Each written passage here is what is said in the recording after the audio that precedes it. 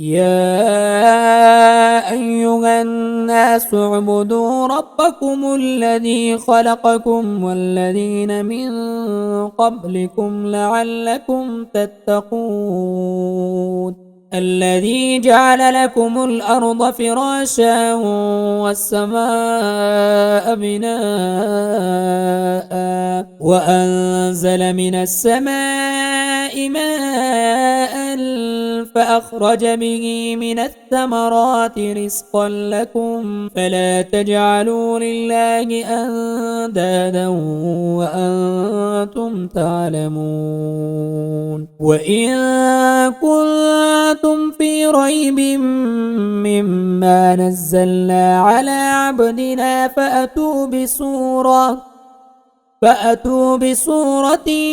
من مثله وادعوا شهداءكم من دون الله إن كنتم صادقين فإن لم تفعلوا ولن تفعلوا فاتقوا النار التي وقودها الناس والحجارة أعدت للكافرين وبشر الذين آمنوا وعملوا الصالحات أن لهم جنات تجري من تحتها الأنهار كلما رزقوا منها من ثمرة رزقا قالوا هذا الذي رزقنا من قبل وأتوا به متشابها ولهم فيها أزواج مطهرة وهم فيها خالدون إن الله لا يستحيي أن يضرب مثلا ما بعوضة فما فوقها فأما الذين آمنوا فيعلمون أنه الحق من ربهم وأما الذين كفروا فيقولون ماذا أراد الله بهذا مثلا يضل به كثيرا ويهدي به كثيرا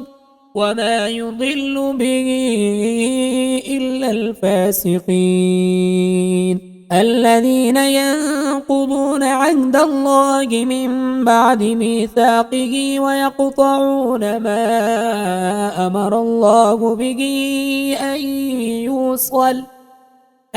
يوصل ويفسدون في الأرض أولئك هم الخاسرون كيف تكفرون بالله وكنتم أمواتا فأحياكم ثم يميتكم ثم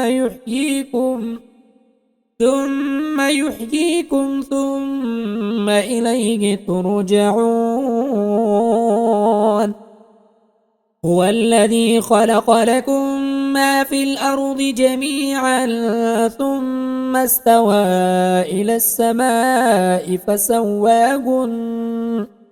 فسواهن 7 سماوات وهو بكل شيء عليم وإذ قال ربك للملائكة إني جاعل في الأرض خليفة قالوا أتجعل فيها من يفسد فيها ويسفك الدماء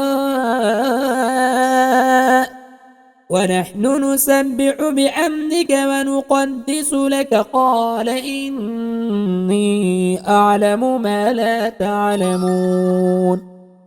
وعلم آدم الأسماء كلها ثم عرضهم على الملائكة فقال أنبئوني بأسماء هؤلاء إن كنتم صادقين قالوا سبحانك لا علم لنا إلا ما علمتنا إنك أنت العليم الحكيم قال يا آدم أنبئهم بأسمائهم فلما أنبأهم بأسمائهم قال ألم أقل لكم إني أعلم غيب السماوات والأرض وأعلم ما تبدون وما كنتم تكتمون وإذ قلنا للملائكة اسجدوا لآدم فسجدوا إلا إبليس أبى واستكبر وكان من الكافرين